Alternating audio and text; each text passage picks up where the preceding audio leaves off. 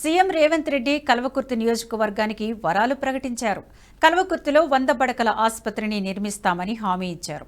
R&B రోడ్ల కోసం 180 కోట్ల నిధులు కేటాయిస్తామని, త్వరలోనే హైదరాబాద్ కల్వకుర్తి మధ్య 4 లేన్ రోడ్లు నిర్మిస్తామని స్పష్టం చేశారు. నాగర్ కర్నూలు జిల్లా కొట్ర చౌరస్తాలో కేంద్ర మాజీ మంత్రి జైపాల్ రెడ్డి కాంస్య విగ్రహాన్ని రేవంత్ రెడ్డి ఆవిష్కరించారు.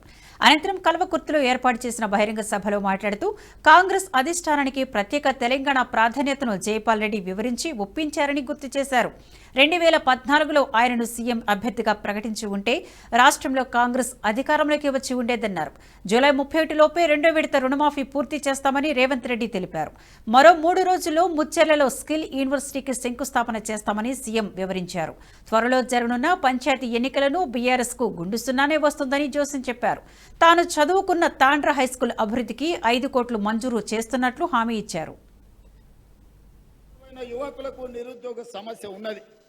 ఆ నిరుద్యోగ సమస్యను పరిష్కరించడానికి నేషనల్ అకాడమీ ఆఫ్ కన్స్ట్రక్షన్ నుంచి ఒక స్కిల్ సెంటర్ ని ఆమన్గల్లో ఇచ్చి 10 కోట్ల రూపాయలతోటి తక్షణమే పనులను ప్రారంభించే మంజూరు ఈ వేదిక మీద నుంచి మీకందరికీ ఇస్తున్నాం.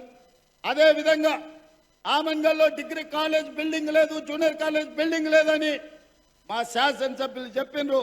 దానికి ఎంత ఖర్చైనా తక్షణమే వాటికి మంజూరు చేసే బాధ్యత ఈ ప్రభుత్వం తీసుకుంటుంది అని చెప్పి నేను ఈ సందర్భంగా తెలియజేస్తున్నాను. అదేవిధంగా వివిధ ప్రాంతాలకు సంబంధించిన హై లెవెల్ బ్రిడ్జెస్ గురించి నారాయణ రెడ్డి గారు అడిగినారు. కల్వకుర్తి శాసనసభ నియోజకవర్గంలో 5 హై లెవెల్ బ్రిడ్జిలు 15 కోట్ల రూపాయలతో మంజూరు చేసి మీ సమస్యల్ని పరిష్కరించే బాధ్యత ఈరోజు కాంగ్రెస్ పార్టీ తీసుకుంటుంది. అదేవిధంగా మాడుగుల మండలం జైపాల్ రెడ్డి గారి సొంత గ్రామం. అందుకే మాడుగుల మండలానికి మండల కేంద్రంలో అండర్ గ్రౌండ్ డ్రైనేజ్ మొత్తం మాడుగుల గ్రామంలో అండర్ గ్రౌండ్ డ్రైనేజ్ ఇచ్చే బాధ్యత కాంగ్రెస్ పార్టీ తీసుకుంటుంది, ఎన్ని నిధులైనా సరే. అదే విధంగా మాడుగుల మండలంలో ఎడ్యుకేషనల్ ఇన్స్టిట్యూట్స్, గ్రామస్థాయి పాఠశాలల్లో కనీస వసతులు లేవు.